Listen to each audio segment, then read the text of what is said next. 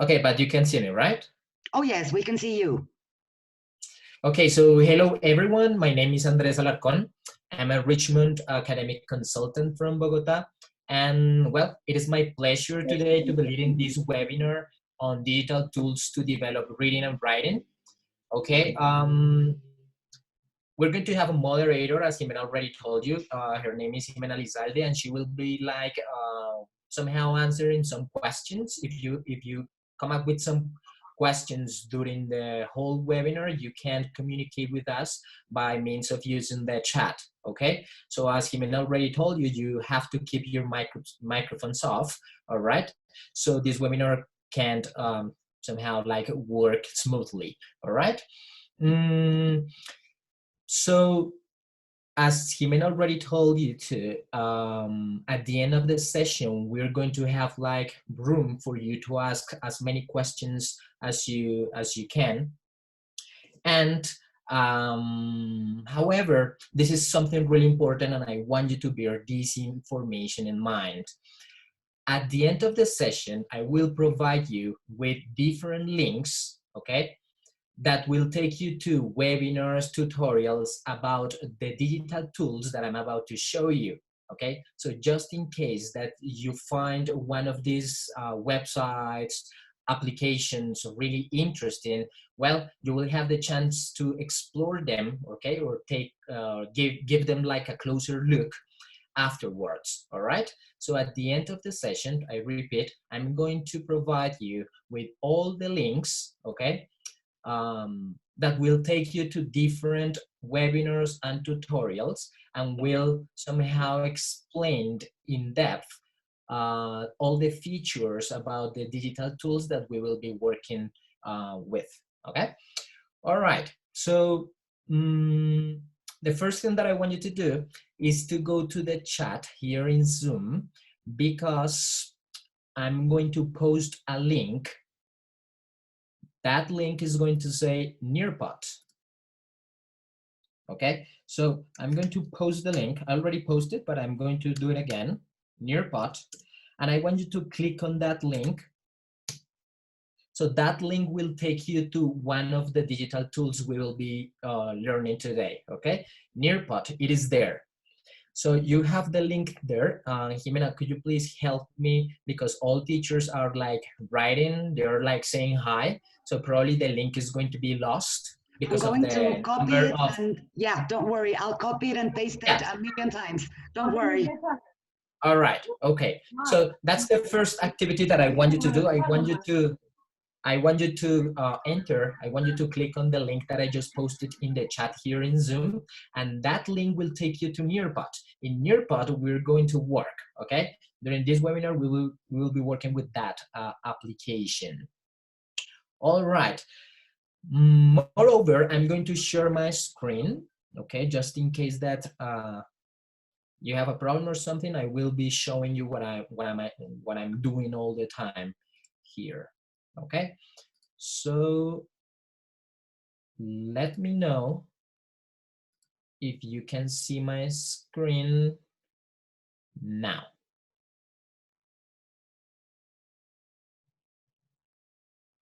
Yes. Yes, okay. So teachers, I have a question. Are you in Nearpod? Can you see like the first slide that says digital tools to develop reading and writing? Can you see that first slide? You can communicate. Remember that you can communicate through the chat Yes. that we have in Zoom. Most of them are saying yes, Andres. All right, perfect. Okay. So these are the tools that we will be working with today. So number one is Mentimeter. All right, Mentimeter is our first digital tool. Number two is Google Docs. Then we're going to go over Google Classroom. We're going to learn how to use Write and Improve. Then we're going to take a look at Mayom. Probably most of you know it, or probably not. We're going to check that. Number six, we're going to check one digital tool that is called Santillana Portal, okay? And Nearpod. Nearpod is the digital tool we're using right now, Okay, so as you can see, I prepare all my presentation with Nearpod, so that you teachers can see what are all those features that you can use when using this digital tool called Nearpod. Okay. Sorry, Andres. One Yes. of the teachers here is telling me that the app asks for a code. Is that so? Is it the code at the top of your screen, left hand? Yeah, probably check that one, but it is supposed not to ask for any code, because just with the link, the teachers must be able to enter as the same way you did it. Okay, okay, so there shouldn't be a need for a code. Yeah. However, why don't you try with the code that is there in the left upper corner of my screen, which is LRVSB, and see what happens. Okay. Yes, thank you. But once again, they should be able to enter with just the link. Hello. Good afternoon. Hi, hello. Hi. Hello. Hello, everyone. Can you hear me? Yes, we can. All right. Could you please keep your microphones off, and could you please enter to Nearpod? I'm going to post the link again. You just have to click on the link, and then it will take you to one application. Okay.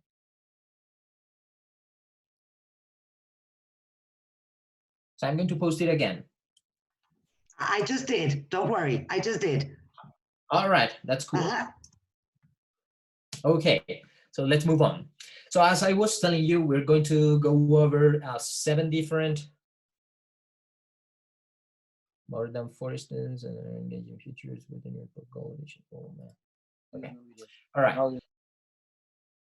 So teachers, if you're having problems like getting into Nearpod, I just recommend you to stay with me in Zoom, where I am sharing my screen. Okay, so you will be able to see everything and you will be able to listen to me and stuff. Okay, so as I was telling you, we're going to cover 7 different digital tools. Okay, number one is called Mentimeter. Mentimeter is an interactive presentation software, okay? It allows teachers to engage the students better by means of different writing exercises, okay? Actually, it allows teachers to engage students in different ways, but today we're going to talk a little bit about the writing like exercises that Mentimeter allows teachers to come up with, okay? Something that I want you to do is that go to Mentimeter. I want you to go to Mentimeter and enter this code that you have here, 483064. 483064. How do you get to Mentimeter? Well, this is how you get there. With Nearpod, I can take my students or my audience to different web pages. Okay, so now you should be looking at one slide in which it says click here or join a presentation in Mentimeter. You just have to click there and enter the code. What is the code? I will repeat it again. It is 483064. And I'm going to post it in the chat so you can get it. And Jimena can help me rewriting it. 483064.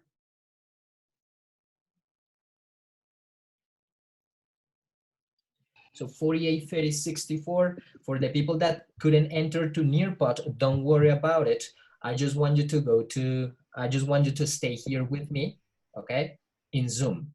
So you will get to know all these digital tools by just looking at the screen, okay? Good. So in Mentimeter, are you guys there in Mentimeter?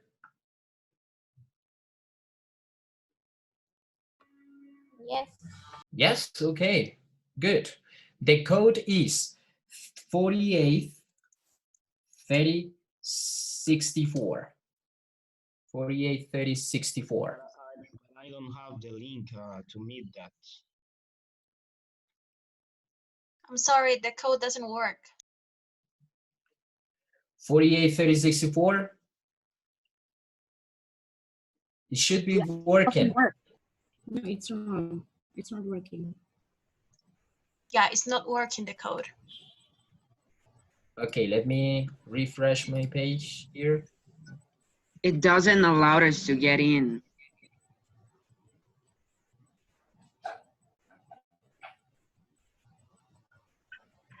The code doesn't work. What does it say? That it says like that the code doesn't work? No, the code couldn't be found. Yeah, it's different. Okay, so try this one. That is not the code. 37 31 20. 37 31 20. Try that one, please.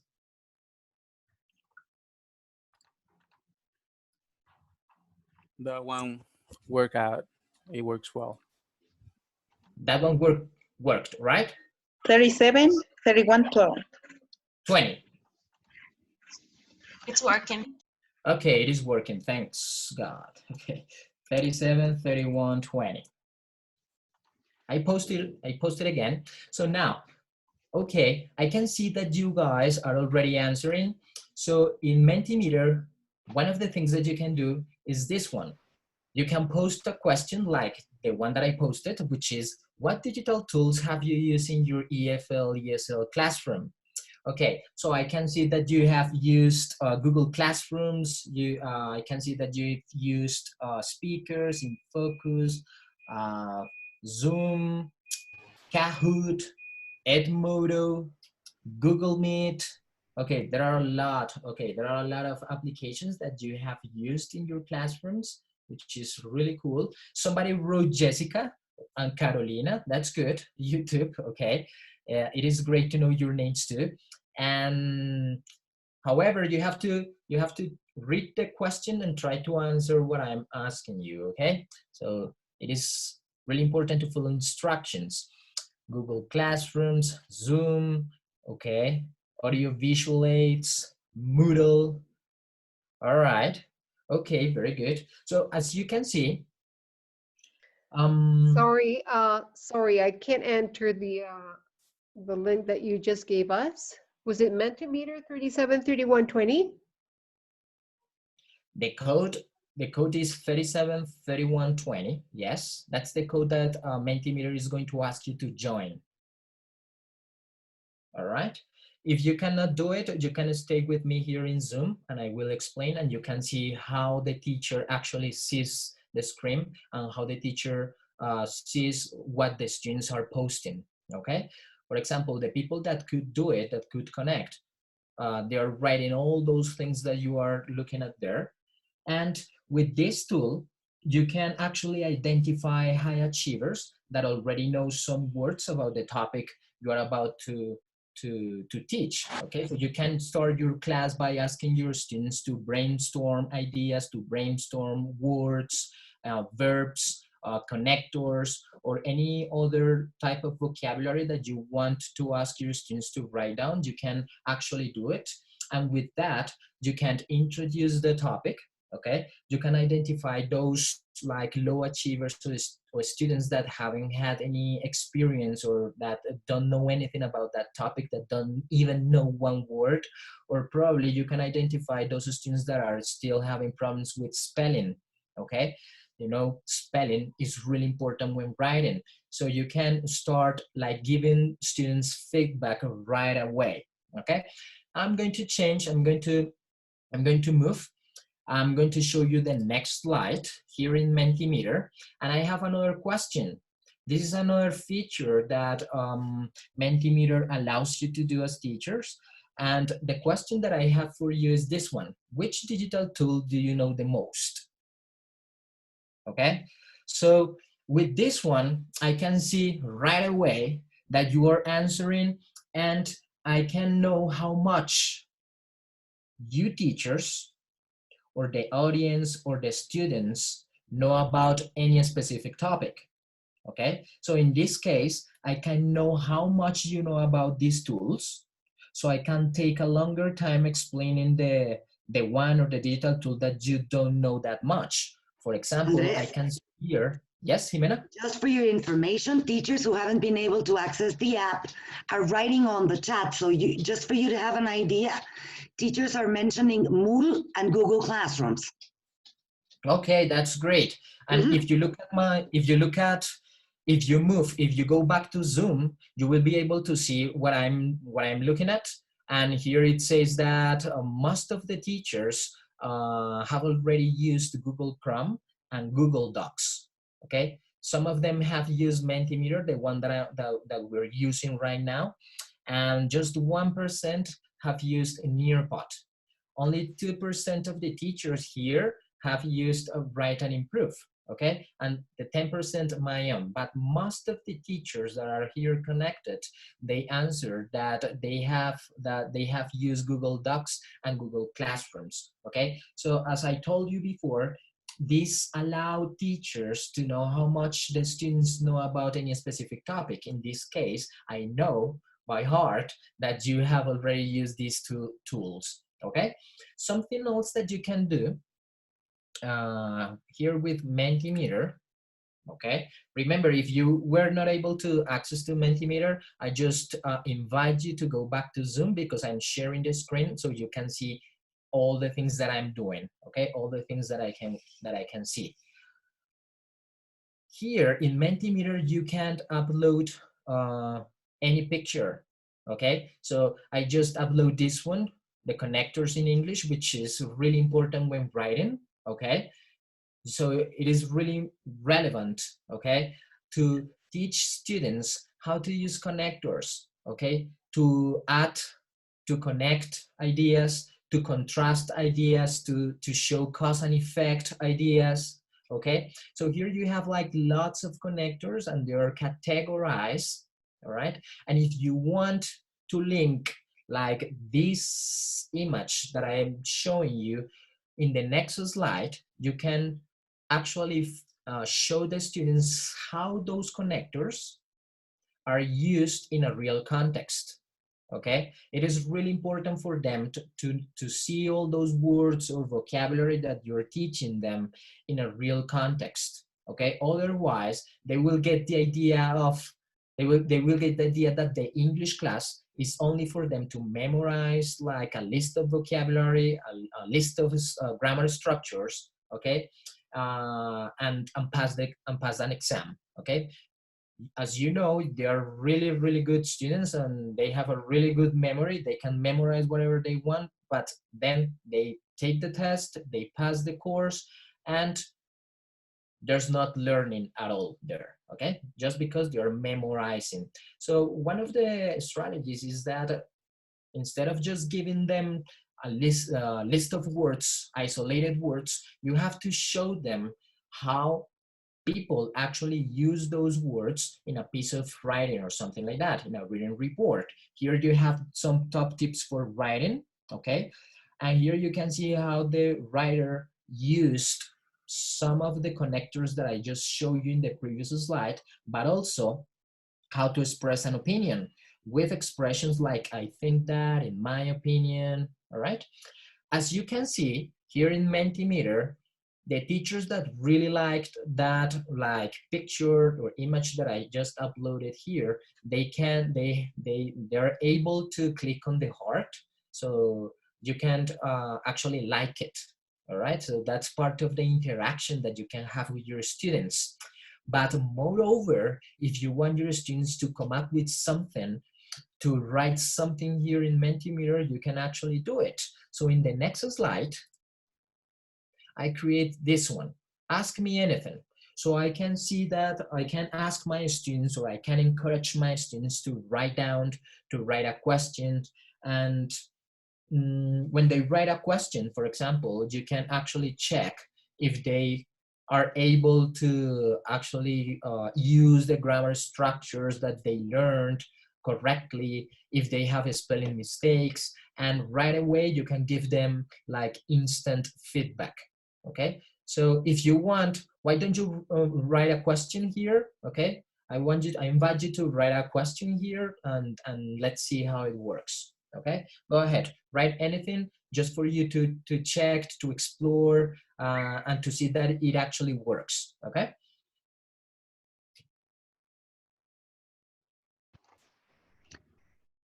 No one wants to give their age away. Huh. No, okay. Okay, teachers, don't be afraid. Come on, you're gonna write any question. It doesn't matter if it is about this topic or whatever. I just want you to write something just to check.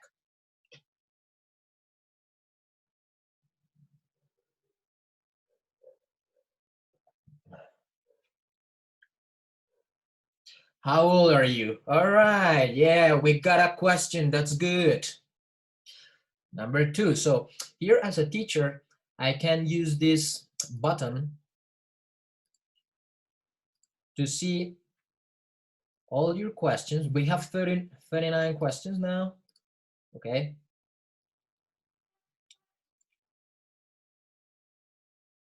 Well, let me do something. I'm sorry about it. How old are you? I have to mark as an answered, and then, well, I don't know what's going on here. All right, let's move on. Something else that you can do here with Mentimeter is, for example, this one. Rate these rules for working together. In the right part of the screen, you have like some prompts or the items. Have a lot of fun, be on time for meetings, help each other during stressful times, and you can rate all those things that I have here. And as soon as you start like answering, there are some bars that are going to appear, and those bars are going to show me the results. Okay. I want to invite you to go back to Zoom. So forget about Mentimeter. I want you to go back to Zoom so you can actually see. What the teacher can see. All right. So I want you to go back to Mentimeter, and I'm going to show you the first slide. In the first slide, these were your answers.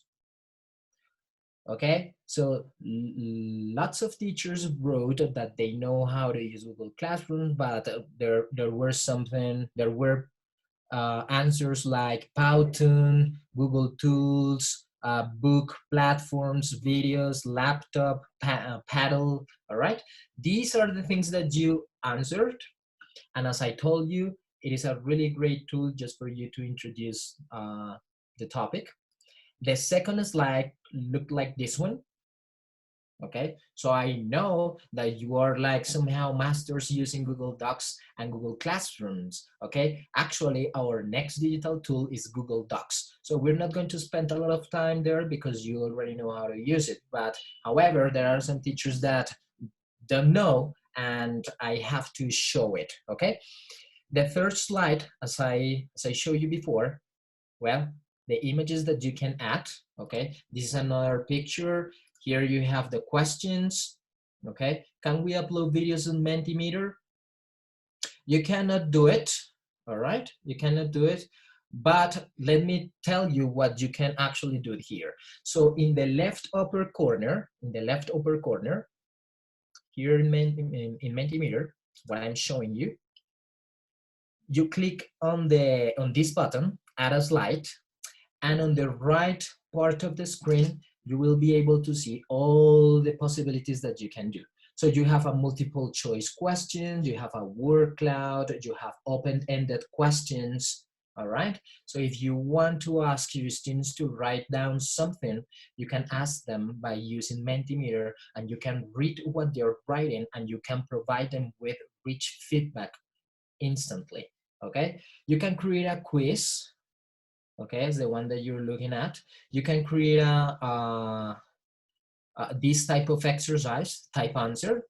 You can create different slides. Okay, so if you don't want to use all the time PowerPoint presentations, Mentimeter is a really good tool. So you can create like a heading slide, paragraph slide, bullets slide, and you can do all these things with Mentimeter. Okay.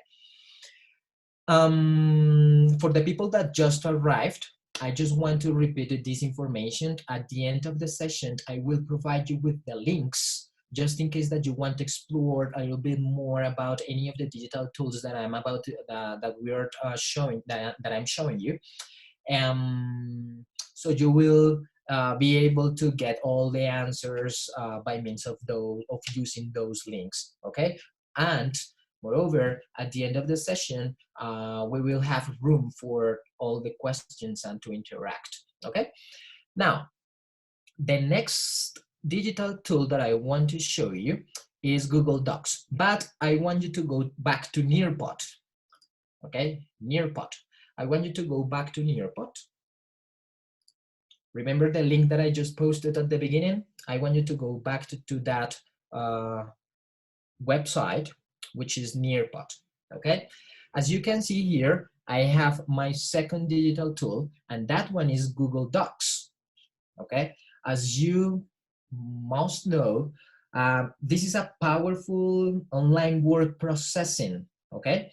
And it has really useful features which can be used productively in the classroom, especially when it comes to reading and writing, okay?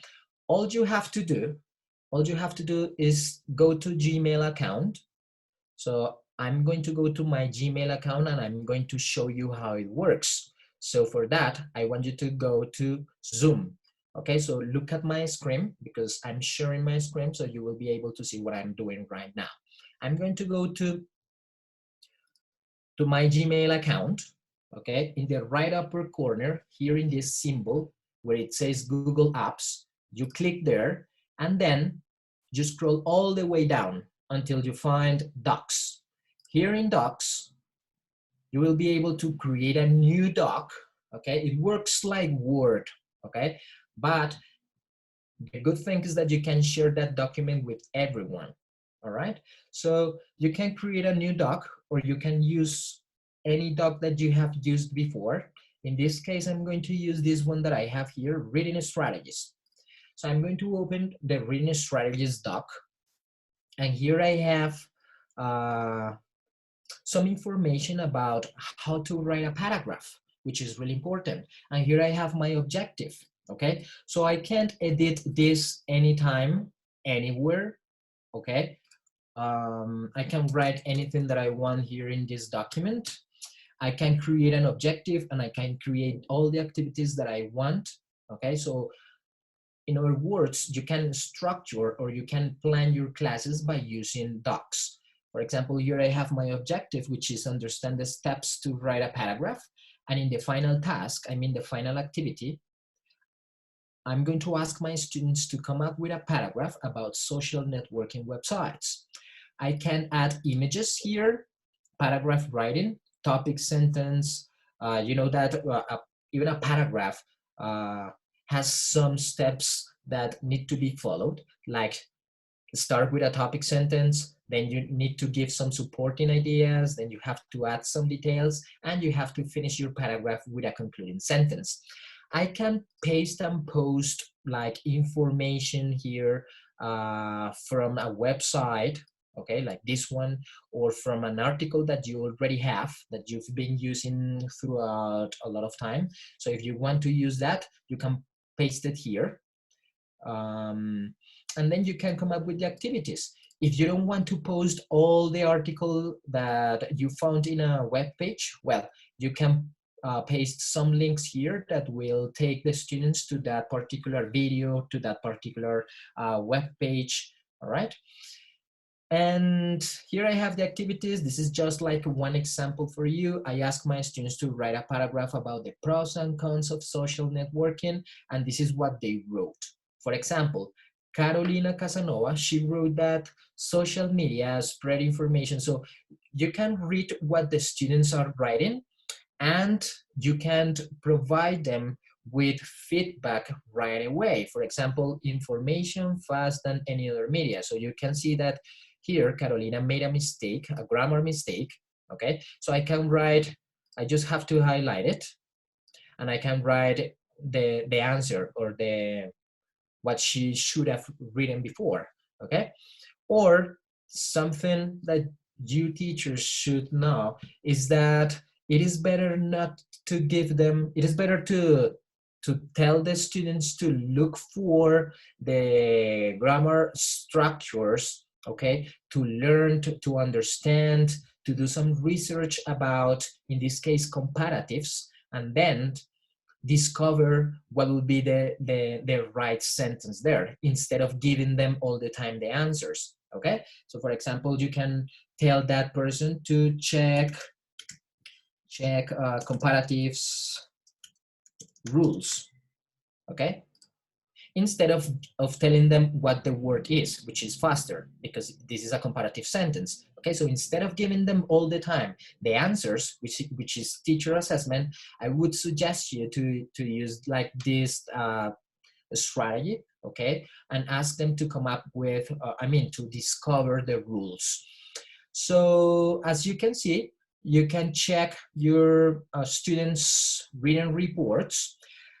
Moreover, you can ask your students to check their partner's written reports and evaluate them or assess them. Okay, you can ask them to focus, for example, if they had like some grammar mistakes or spelling mistakes, but also you can ask them to, for example, use connectors, the connectors that they saw in previous classes. Well, it would be great for them to start using connectors. So you can ask the students to correct or to check their partner's written reports, and that's something that is called peer assessment, okay? So you know that we have like different types of assessment, but we are all the time working with teacher assessment techniques, okay? It is really cool if you ask your students or if you promote those peer assessment and self-assessment techniques too. And with Google Docs,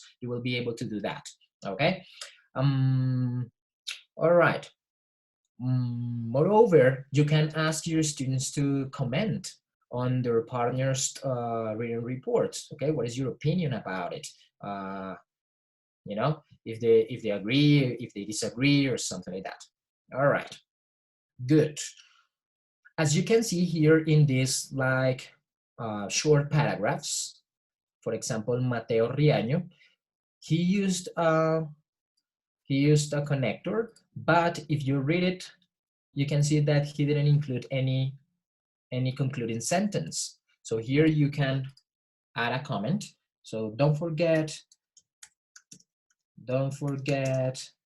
to conclude or to use a concluding sentence in the paragraph.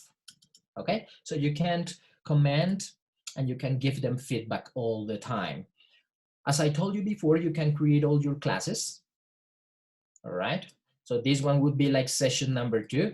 Here I posted a picture about reading comprehension strategies, like reread the text, activate prior knowledge by using like a brainstorm activity, the one that we did in Mentimeter, use context clues. Well, you have here reading comprehension strategies, and then I can ask them to read an article. I can post and paste the article here, and then I can come up with some reading comprehension questions. I can ask my students to create one table here, okay? One table, so they have to write their names and they will answer, okay? It is pretty easy to use. Table.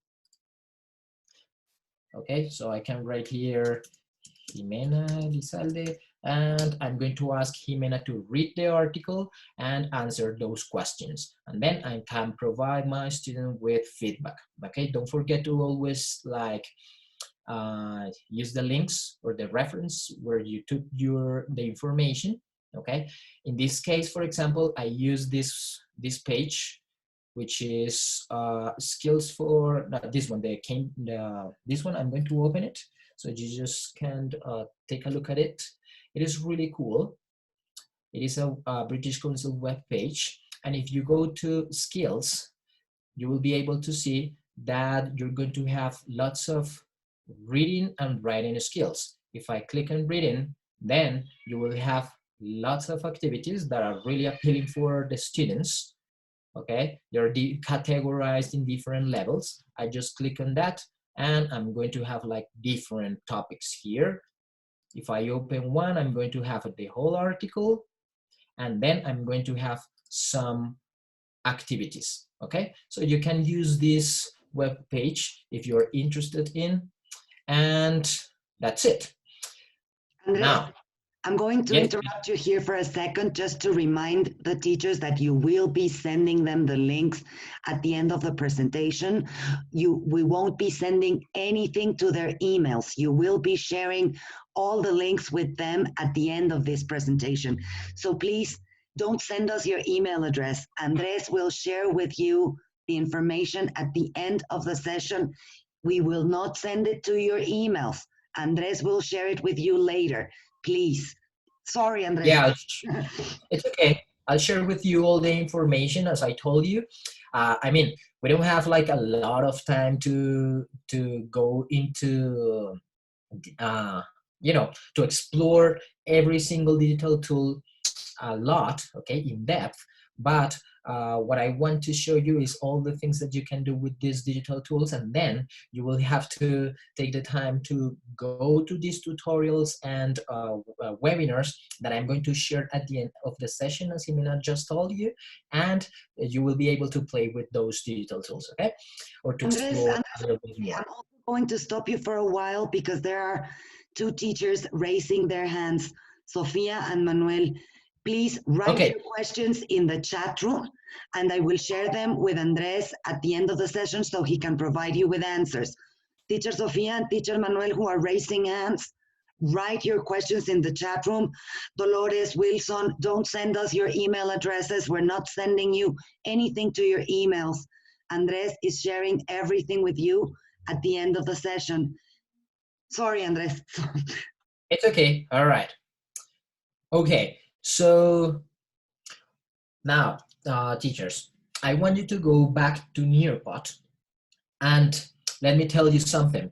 If you want to take Docs, I mean, this tool that we're using right now, to the next level, you can create a class by using Google Classroom. I mean, if you want to take Docs into the next level, then you will want to use Google Classrooms, okay? So if you go back to Nearpod, you can see that we're going to be now here in Google Classroom. Here you have the information about this website, or this digital tool, in which teachers can facilitate online discussions. You can actually create group projects. Teachers have complete control over students' comments and posts, which is so relevant. And well, there are different ways to make learning interactive, okay, and collaborative, okay, and it offers teachers to differentiate assignments, which is pretty cool, because you know that sometimes we have this like low achievers that need like more exercises, or sometimes we have these high achievers that finish so fast and they switched into Spanish and they start doing different things. So you will be able to create tasks for that population, or for those fast finishers, or for those that need more work, okay? So, which is great.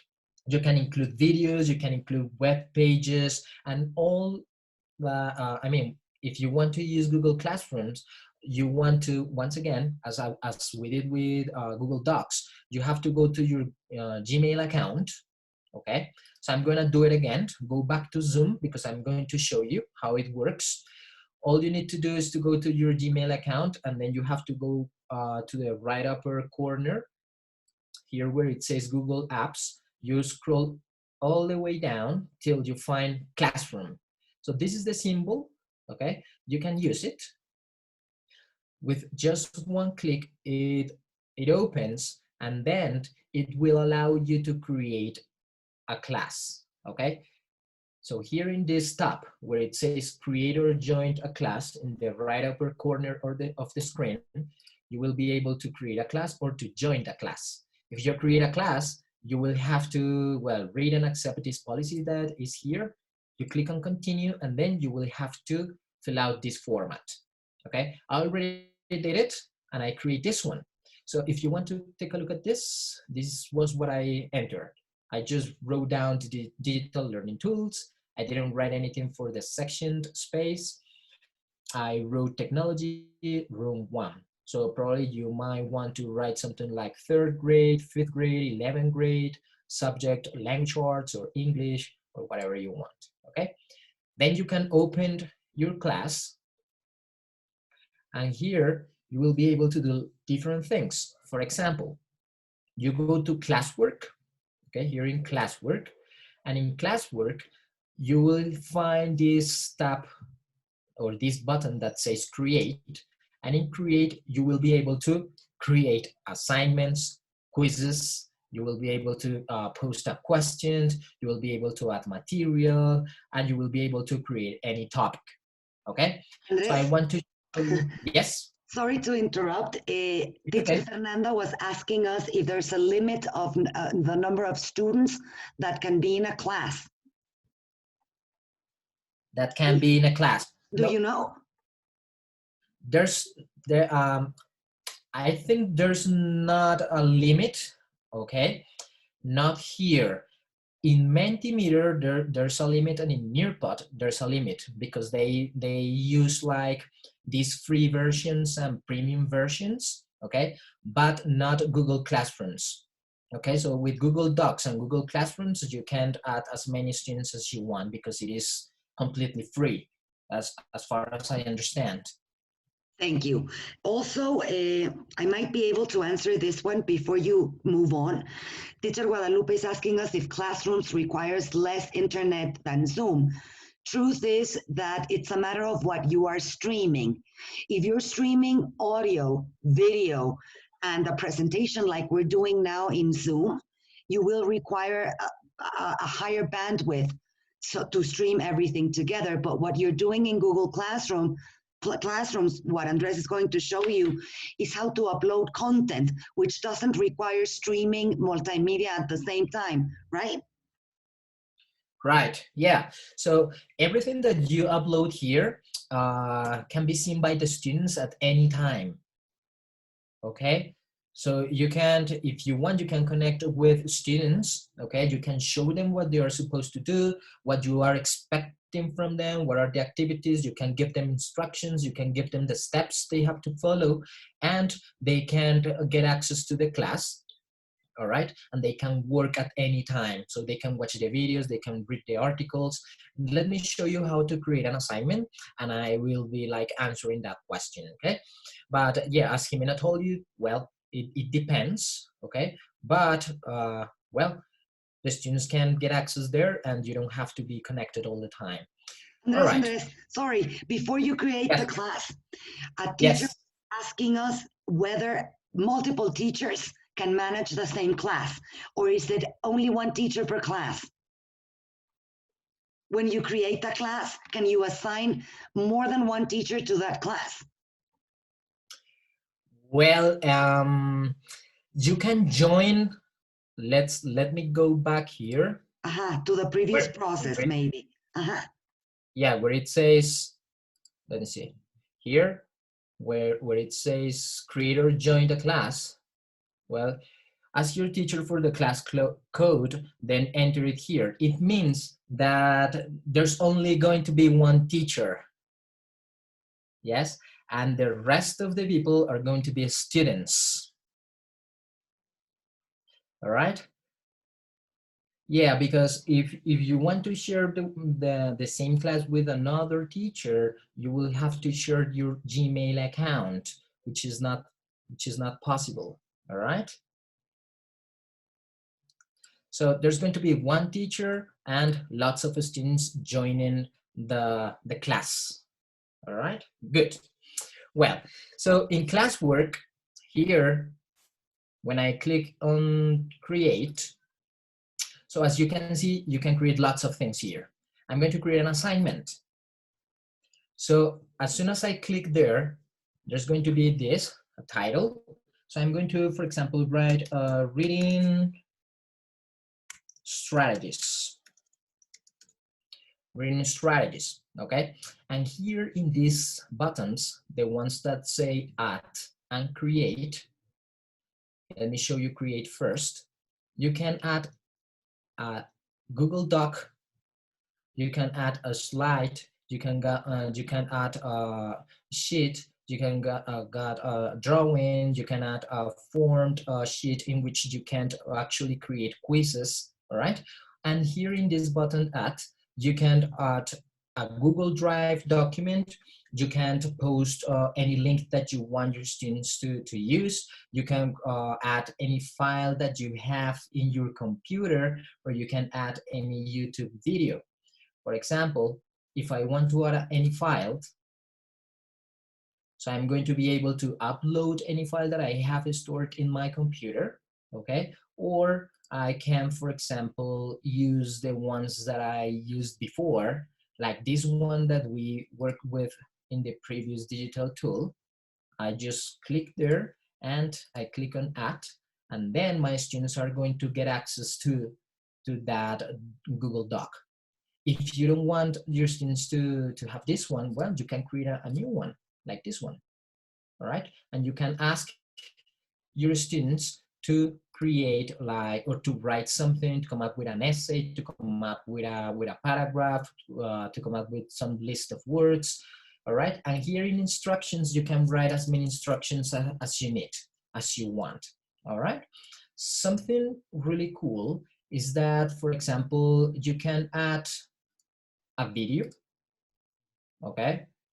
I'm going to write again the same. Reading strategies. You click here, and without going to YouTube in Google Classroom, you can add any video that you want, all right? So for example, I'm going to choose that one, and I add it to my assignment. So for example, my assignment is, I want you to watch the video, and then I want you to write down a short paragraph, okay, in which you summarize the content of the video. Or I want you to read this article because I want my students to read the article, and I want them to read the article that I found in this link. Or I want my students to read an article that I have been using for a long time because I think it is really important and interesting. So as you know, and as I already told you, you can add any file that you have in your computer, okay? Something really cool is that, for example, if you create, if you use this one, Forms, if you use Google Forms, you can create questions, you can create a quiz. So you can ask your students to read the article, and then you can post your reading comprehension questions here, all right? You can create multiple choice questions. You can ask your students to write a paragraph. You can, well, you can do lots of things. You can actually create a drop down activities, you know, in which they have to fill out some spaces, but they have some drop down, like, they have a drop down button with lots of options for them to choose and answer. So as you can see, this is so complete. And in the right part of the screen, you will be able to somehow give some points for that assignment. So if you want your students, I mean, after they finish that assignment, you want to give them 100 points, well, that's what you're going to get. If you want to use, like, if you want to give them 10 points, well, you can give your students as many points as you want, okay? You can, as I told you before, you can differentiate, all right? Because you can post this assignment or assign this task for everybody, or for some students that need to work a little bit more. And you can choose a due date. For example, I want my students to read and watch the video and to come up with a paragraph by the end of this month. Okay, so as I told you before, the students are able to enter at any time, okay, and start working and, you know, post their answers and stuff. Good. Nice. Okay, so I want you to, okay, then when you create all those things, the only thing that you have to do is to click on Assigned. All right. And in Assigned, you're going to have this one, Reading Strategies. And if you want to create, okay, You can't edit, you can delete it, or you can copy a link, okay? Here, this one that says the best job in the world is a question that I just posted. So I posted, what is the best job in the world? And then I ask my students to answer the question by means of an argumentative essay. You know that what is the best job in the world? It doesn't have like a right or wrong answer. It depends on how the students like answer that.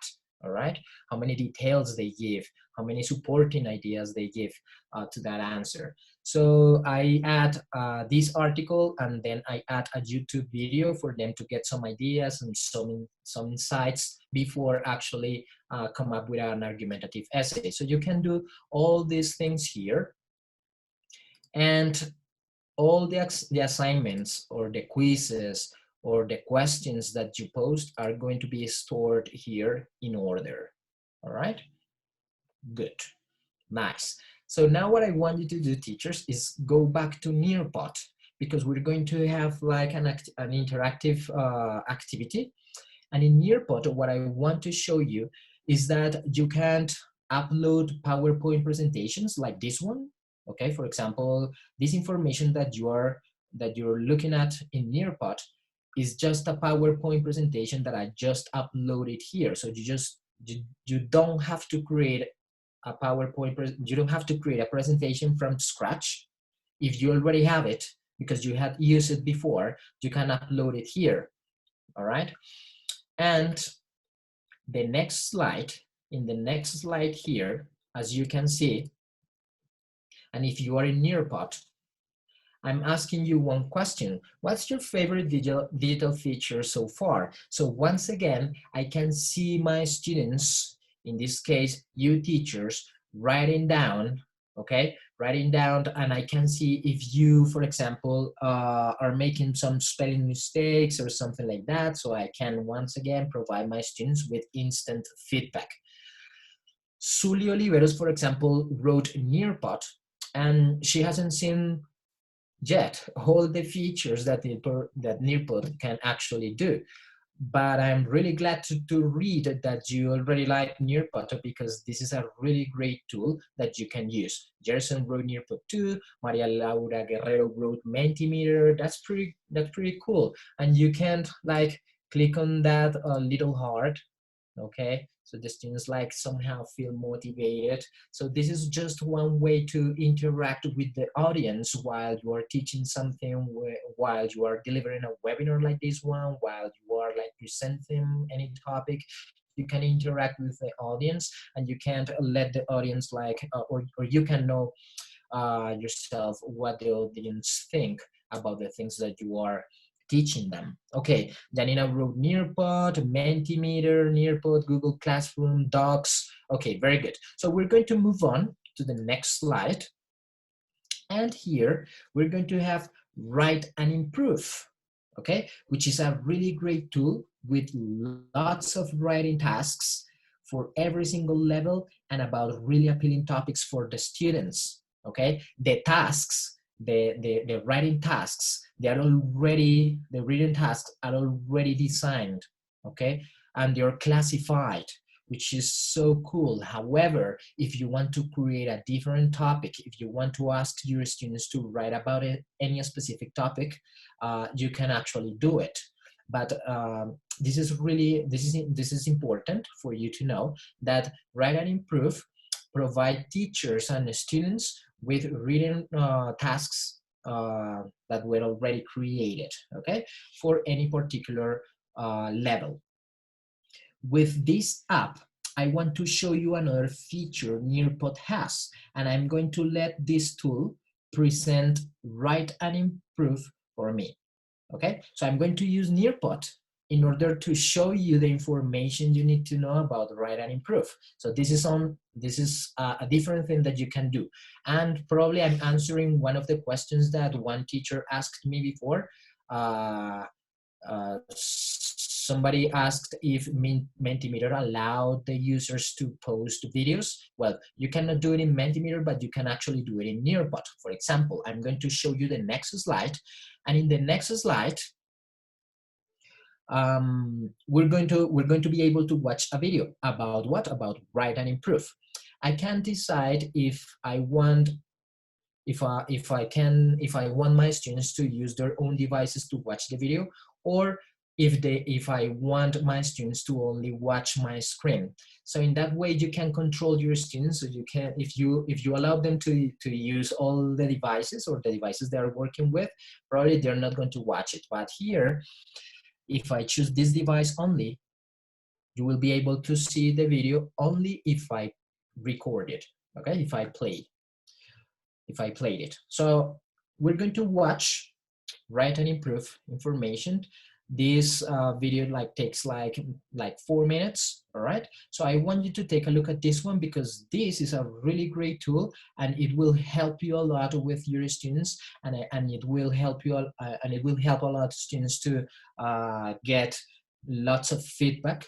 And well, you're not going to have to read every single written report, because write and improve is going to help you a lot, and write and improve is going to evaluate those written reports for you, okay? So you will take that time in order to give them more recommendations or different recommendations for their students. So we're going to watch the video right away.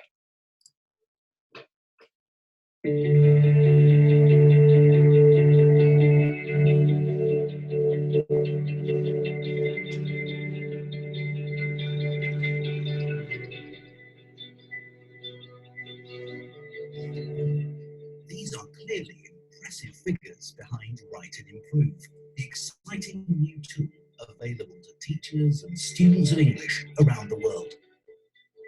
The apparent simplicity of the user interface belies the intelligent technology that drives it. Even as you watch this short introduction, Write and Improve is itself learning and evolving, consolidating its place as an engaging and comprehensive learning experience at the forefront of technology. Write and Improve helps teachers to support their students, as well as encouraging learners to have a go themselves. Learners can dive straight in, no need to register or log in, and it's free to use. The potential to write and to improve is accessible to learners at every level of ability, from schools and colleges to the world of business and commerce. To engender and sustain a real enthusiasm for learning, Write and Improve offers a wide range of subjects to write about. There are different levels depending on the learner's capabilities, along with the range of prompts which reflect what the learner might face in their exams. From the student's perspective, the system is beautifully simple. You write, you submit your work, Write and Improve reviews and returns it in a matter of seconds.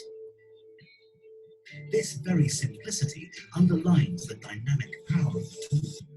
Not only is it fast, but it is also context aware. In other words, it can assess whether a student's response is relevant to what was asked. In fact, the system comprehensively coaches the learner and helps them to focus on areas of improvement. One of the most exciting features of Write and Improve is the intelligence with which it gathers and incorporates data progressively through use. And as the tool refines itself, it engages the user, encouraging them to take personal responsibility for their development. And this is just the beginning. Write and Improve's data is a vital input in a variety of wider research projects like Cambridge. The great joy of the system is the sheer functionality and flexibility of Write and Improve. The clue is in the name. The student can write and submit, then using the feedback, rewrite and resubmit again and again, gradually correcting and refining before moving on to a different topic with a new vocabulary and new challenges. It would be stretching it to claim that Write and Improve has a personality, but learners are encouraged to feel that they have an expert by their side as they learn, supporting them, coaxing them to move up the levels. Special encouragement, they are awarded badges of different grades to celebrate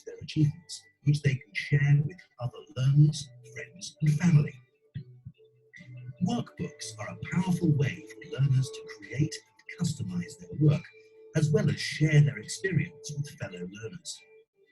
Teachers can also assign workbooks to a whole class and then track their progress. We could go on demonstrating the amazing functionality of Write and Improve. All right, so we're going to stop here, okay? So great, isn't it?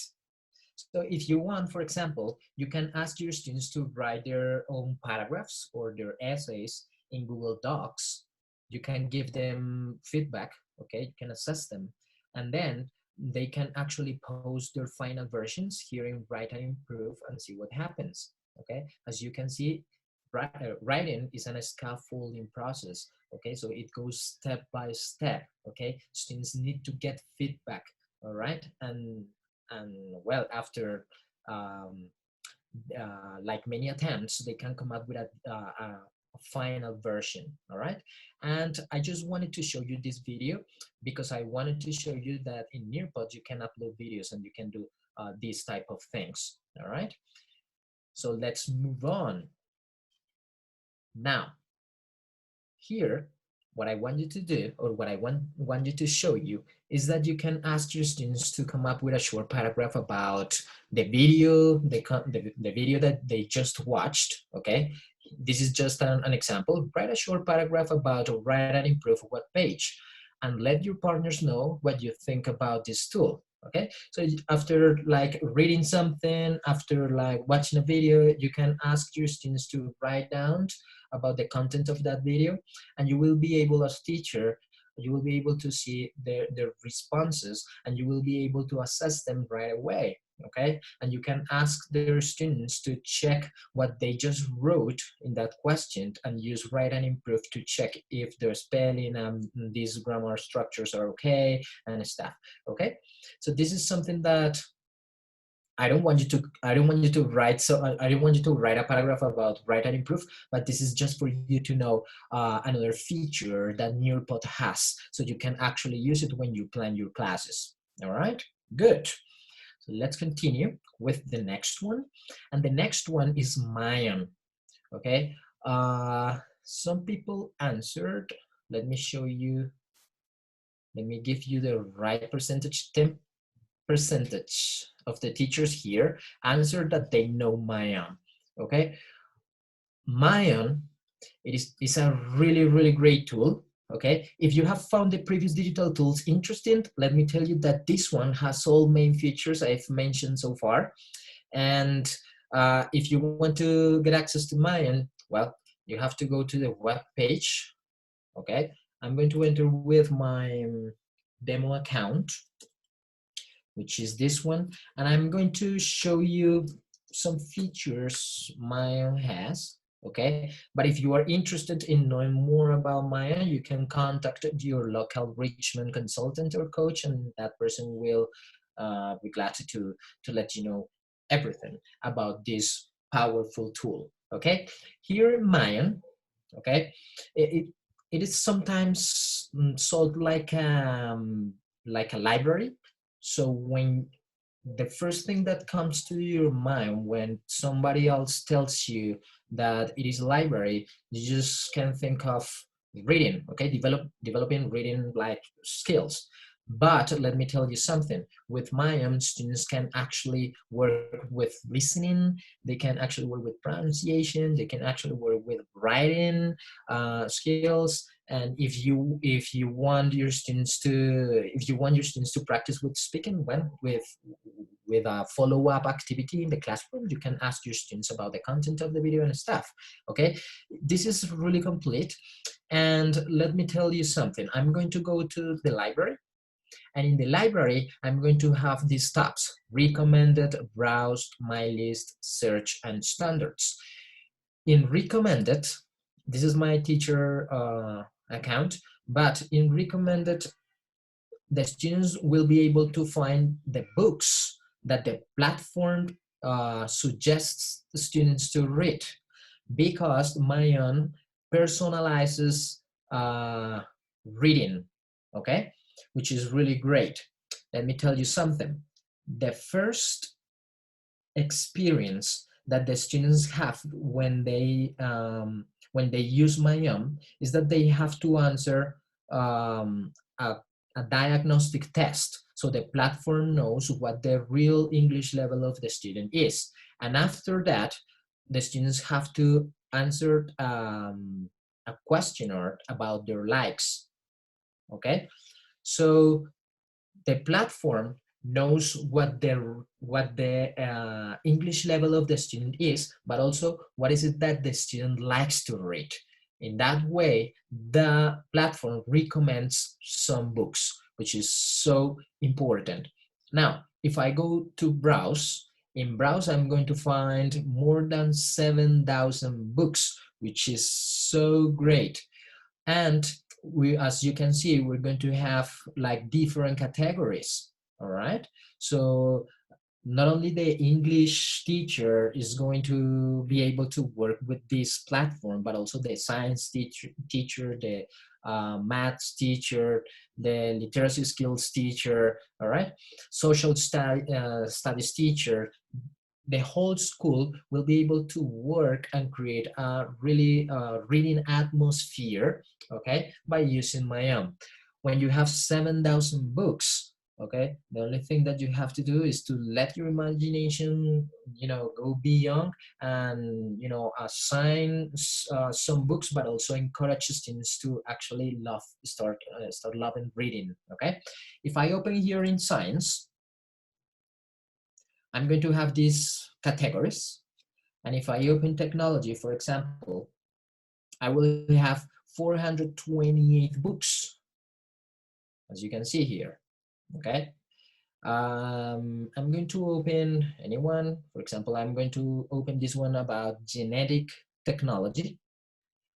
But before I actually read this book, I can get all the info about the book. So for example, I can see that this book has a Lexile level of 960. Okay, the Lexile level is like it is a framework that is aligned with the Common European Framework of Reference. I mean the levels of performance. And for example, a 960 level is like B2, yeah, B2 level. All right, so you will be able to see all the information about the books, so you can choose the most suitable book for students to read. Okay, I just have to click here, and this is the experience that the students. I'm sorry. What are the issues with genetic technology? All right, as I told you before, it is not only about reading skills, it's also about listening skills because they're audiobooks, okay? You can't stop the narrator or you can let it go, okay? I'm going to play this one. Genetic technology. If you were a parent, would you want to choose features for your baby? Would you choose the color of the baby's eyes or hair, or choose the gender? Maybe you want the baby to have a budding talent in math, music, or sports. Scientists are studying how to choose or change the feature. All right, so the experience the students have when they read is one of a kind, since they can read and at the same time listen, but also they will be able to, for example, use a dictionary that is right here if they do not understand any word of the ones that are here in the reading. For example, if they don't understand like choose, I just click there and I'm going to have here not only the definition, but also the pronunciation. Choose. Okay, for example, if they do not understand this one, okay, you just click there and you're going to have like the definition. All right, another one, another tool that they can do is that they have these tools, these toolbars in which they can add some comments. They can highlight the words that probably they didn't know. Okay. Yeah, they can write something down in the journal, for example. They can keep a journal and write whatever they want here. Okay, and you as teacher will be able to see what the students write down there, so you can once again provide them with feedback. Okay, so you have, the students are able to use figures to, to highlight the words, to use this tool. There are lots of tools, and the experience that the students have here is amazing. All right. Okay, I'm going to go back to the menu, and I just want to show you probably the most powerful tool, feature that Mayon has, which is projects. Because Mayon allows teachers to create projects. When you click on project and then you click on create a new project, you will be able, you will be able to assign the reading, not only to assign the book that you want your students to check, but also you will be able to assign a writing task. You will be able to assign an all-purpose task. You will be able to assign a test, okay? And you will be able to assign a graphic organizer. For example, if I want my students to read a book that I just explored in advance, I have to fill out this format, okay? For example, I'm going to write anything here, reading, and then you click on Manage Books. In Manage Books, you will be able to find a filter, and in the filter, if you don't know the book, if you know the book, you can write down the name of it, and you're going to have here the books that you want to assign. You select them. You can select 1 or 2 or 3 or as many books as you want to assign to the whole class or to one student, okay? And you can, for example, filter by Lexile level. So if you know that your 5th grade has a level from 300 to 500, so you can actually filter those books that are in that range. You click there, find books, and then you're going to have, okay, I have to erase this again. I'm gonna do it again. I'm just filtering, find books, and I'm going to have these books, okay? You can do it like that, or you can go to browse and check the books, and if you know the name of the book, you can type it here. You can filter by level of English. You can filter by, for example, this one, fiction and non-fiction books. You can filter by year level. Well, you can use all these tools in order to choose the most suitable book for the students to read. Here in order tasks, you're going to have the tasks that you are creating. So after the reading, for example, I want my students to come up with a reading report. So I'm going to write the title. I'm going to write my objective. So the objective could be like, write down a list of words that you didn't know, write down a paragraph, write down an essay, an argumentative essay, a descriptive one, okay? So you can actually here create a word goal, which is so great. This is optional, word goal, because you can start preparing students to take those international exams, right? You know that, for example, in IELTS, you just have to come up with an essay about 200 words, and you just have like a time limit of, but I'm not pretty sure, but if you want, you can ask your students to write that 1,200 words essay in just 20 minutes, okay? Just for them to start like practicing and getting familiar with the time, okay? And with those international exams formats. This is a really good tool that you can use. If you want your students to use this like a forum in which they can read what others have posted and comment, well, you can activate this peer review section, okay? And then the students will have to write down that reading report.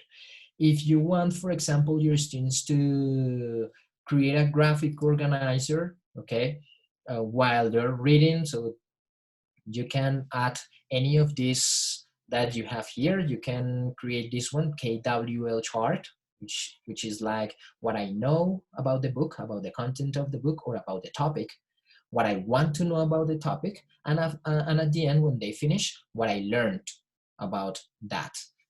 book, okay? Or you can create this one, Venn diagram, if the objective is to look for differences and similarities between, for example, the main characters, or you can use this one, the main ideas and details, cause and effect, event timeline. Well, you have different options here, and once again, you create the project that you want with all the tasks that you want your students to complete, okay? You can move them, all right? You can use this, for example, this all-purpose task to ask your students to do some research. And if you want them to, for example, explore a web page or a video or something, you can paste the link here, and Mayon will take those students to that place. So they can read or, you know, get some context before actually reading the book that you assigned. All right. Andres, yes, Jimena? I am going to interrupt you here because there's a teacher asking a very relevant question, I think, for many teachers, whether there is content for younger learners. So maybe at some point you can go back to the library and show them what is suitable for the younger learners. Okay, sure. So here in library, if you go to browse, well, you're going to have here all books and different categories, but here in search, you will also be able to filter the information. This is just the same tool that I just showed you in the projects section.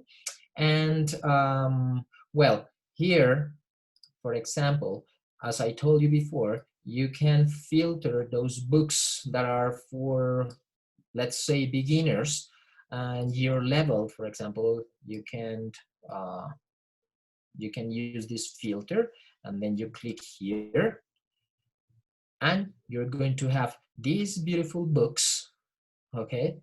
For example, I am responsible. I want to take a look at this one. And let me tell you something, you will be able to find books for every single English level. And for little kids, I mean from K to 12, all right? So for example, this one, I am responsible, which is also teaching values. I Am Responsible by Sarah L. Chouette. I am responsible. I do what I should do. I feed my goldfish. I make my bed every morning. I brush my teeth. I help my dad dry the dishes. I practice for my piano lesson. I get to swimming lessons on time. I bring my supplies to school. People can depend on me. I am responsible. And let me tell you something really important that I didn't mention, is that most of the books, as soon as the student finishes reading the book, there's going to be a quiz. There's going to be like 5 reading comprehension questions for students to, well, show their understanding about the content of the book. And that score will be reflected here in the platform, so you will be able to check what the students got, okay, the scores, and you can actually generate reports and stuff. But well, the answer and the example that I just showed you was actually to answer that question. Yes, you have books for little kids, okay, and really nice books, beautiful books. How do you find them? Well, by using the filters that are here, or go to browse, in which you're going to have, like, as you can see here, lots of books, okay, just for you to check. And as I told you before, in every single book, you will be able to see all the information, okay, that you need about the book, if it is suitable for students to read or not, okay? Good. Nice. Okay, so we need to move on, okay? So I'm going to go back to Nearpod. And the next one, our next this is a website. It's called the Cambridge English Portal. Okay, in the Cambridge English Portal, you will be able to find lots of resources, okay, activities, applications. This portal is going to recommend you lots of websites and applications for you to use in order to teach digitally. So I already opened it. It is this. It is not this one. I'm going to close this one. So I want you to go back to Zoom so I can show you how the portal works. Okay, this is the English portal, okay? As soon as you open the English portal, remember that at the end I'm going to share the link. As soon as you open the English portal, you will be able to do like a diagnostic test, okay? So you will be able to diagnose your students. Basic, and it is categorized by different levels, all right? However, if you enter to any of those levels, you will be able to find all the activities that I was just mentioning. Here, you will be able to have grammar exercises or web pages or you know, activities to work with, vocabulary, reading, listening, speaking. You have videos, world news, tools. So what I'm going to do here is I'm going to open reading. And in reading, for example, you have all these web pages, as I told you, you see? And activities. I'm going to open this one just for you to check how it works. But well, the idea is that you have to explore a little bit more. You have to play with this portal because it has lots of activities for you to work with. These are like some short stories for little kids. Now that you're asking about little kids material, here you have this one, 3 Little Plays. I'm going to open Dog and Cat. And something that is really cool is that you will also have a narrator here reading, so the students will be, you know, they will get the chance to listen to narrator. Okay, I'm waiting for it to work. And here you have the reading, Dog and Cat, a play by Margaret Hiller. Okay. So I'm going to change this. I'm going to, okay.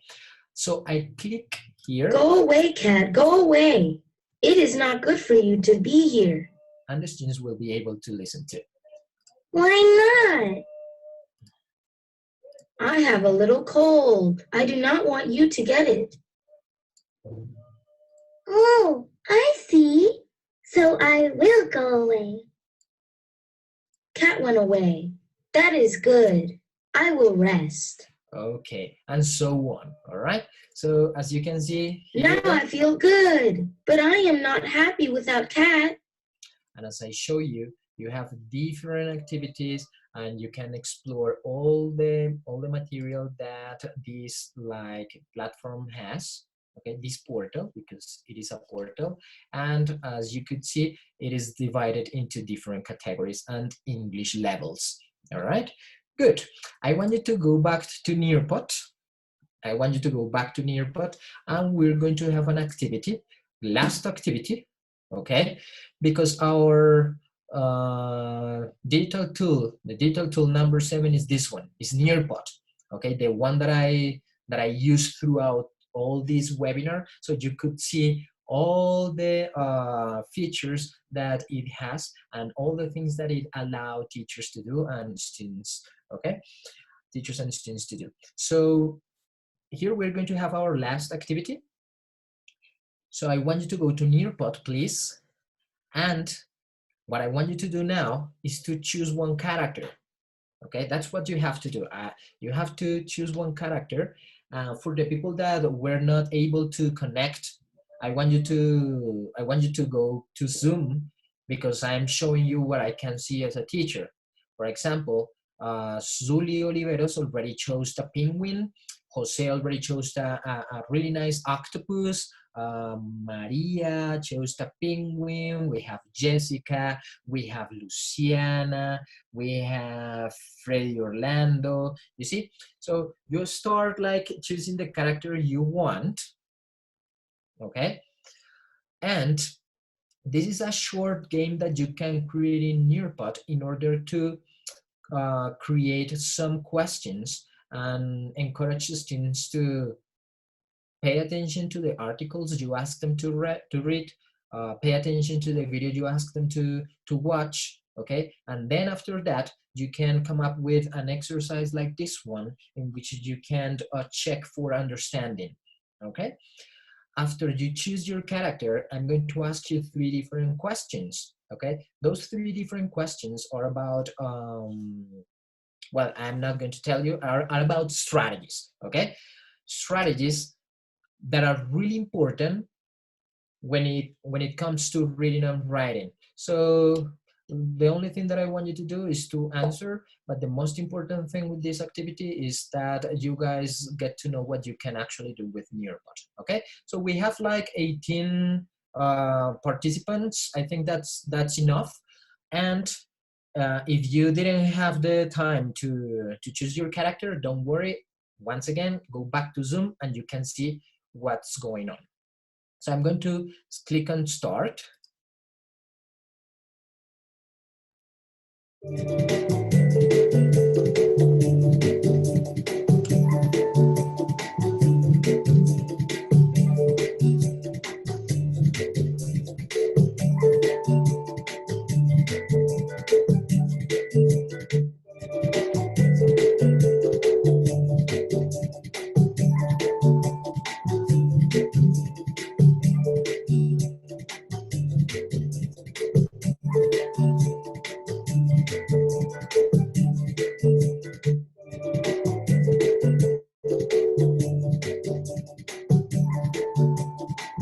So that was question number 1.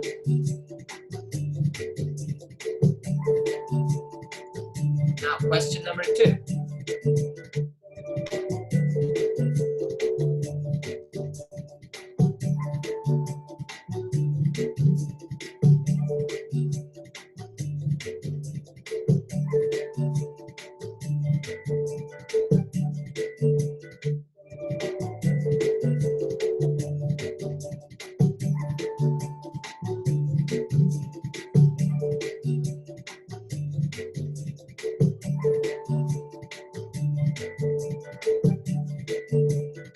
Very good, Gerson. You're in the first place. Luciana is in the second place. And this is the last question, guys. What is skimming?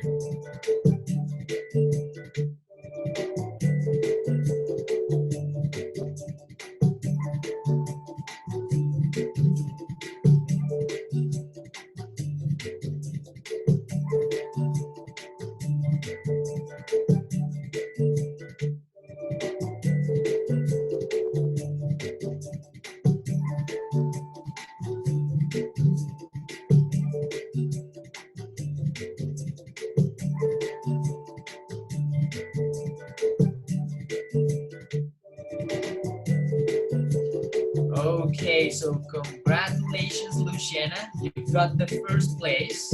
All right. We have Mitch, Riera, and we have Maria. Pretty close, Maria Laura Guerrero. You got the 4th place, and Rafa got the 5th one. Okay, that's cool. So you can come up with this type of activities here in Nearpod and check for understanding about a reading or something like that. Now, here I have another one. Did you find any of these tools useful? Why? Okay, so you can wrap up all your class by asking students some questions, all right? Or sometimes you can wrap up a class by, once again, working with assessment techniques, okay? Good. So the next slide, I think, is probably what you were waiting for. And I'm going to give you all links you need, okay? So if you want to go into more detail with any of the digital tools that were presented today, you will be able to. Okay, I'm sorry, there's something wrong with Nearpod.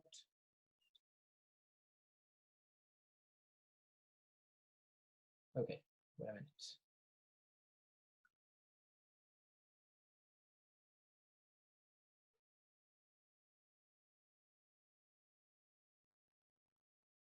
Well, I'm going to refresh the page so you can see the picture,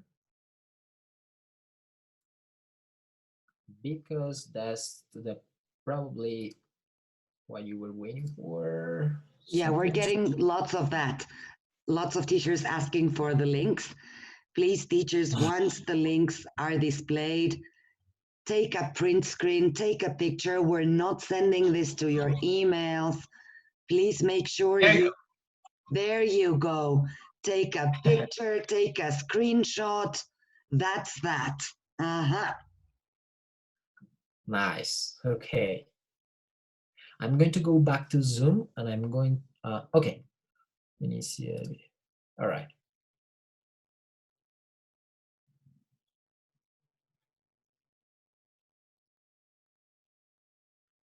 I think you're looking at me, right? But we're also looking at your Nearpod screen. I can see the links: Mentimeter, Google Docs, Google Classrooms, Write and Improve. Yeah, good.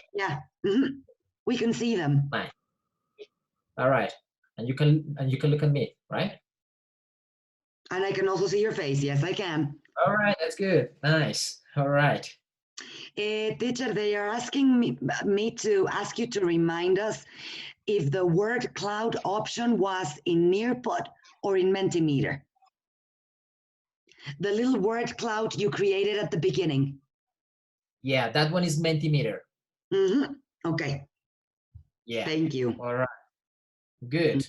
So, teachers, as I told you, as I promised, here you have all the links. Okay, those links will take you to the webinar, okay, about every single digital tool, specific information for you to get to know the tool you're interested in, to get familiar with it, to play with it, and some tutorials, okay? So just go ahead, you just have to, you know, with all these tools that we have available on the web, you just have to, I mean, leave your imagination, go beyond, that's it. Don't know, Jimena, if they have like more questions I can ask, I can answer. Yes, Andres, they're asking us for the link to the Cambridge portal that you showed. All right. Sure. So I'm going to post it in the chat, okay? Yes, please. Teachers, stop writing in the chat so you get the Cambridge link, because if you start writing, we will lose it. Refrain from writing, because Andres is going to copy and paste the link directly to the chat room. Thank you, Andres. Thank you for doing that. There you go. That's the English portal. Yes. And Andres is pasting it into the chat room. Please refrain from writing for a few seconds so that teachers can copy it. For MyON and information on the conditions of MyON in your country, please contact your local Richmond representative, because it has indeed different access conditions in each country. So if you're interested in MyON, please contact your local Richmond representative. Let me check. No, that's basically it, Andres. No, we don't do Spanish. We do English, right? We don't do Spanish. I want to thank Andres for a lovely, very interesting and instructive and full of tools that we can use with students. Thank you, Andres. Thank you for a wonderful session. I'm getting lots of thank yous in the chat. Thank you, excellent webinar. Thank you, thank you, thank you. Remember, certificates are going to take us a few days to deliver. Don't contact Andres, don't contact me, don't contact anyone. You will receive your certificates when they are ready in the email address you used to register for this session. Lots of thank yous, Andres. For access to the recordings, also please contact your local Richmond representative because yes, the session was recorded and the recording will be made available to you through your local Richmond representative. I'm gonna let Andres say goodbye now and thank you teachers for joining us. Andres. Okay, thanks a lot, Jimena, and for all your support. And I want to thank everybody here for being that supportive, for participating in this webinar, for participating actively, all right? And well, that's it. Thank you very much. Stay home and que viva Mexico. That's it. Bye. Gracias, Andres. Take care. All right, bye. Bye-bye. See you the next one.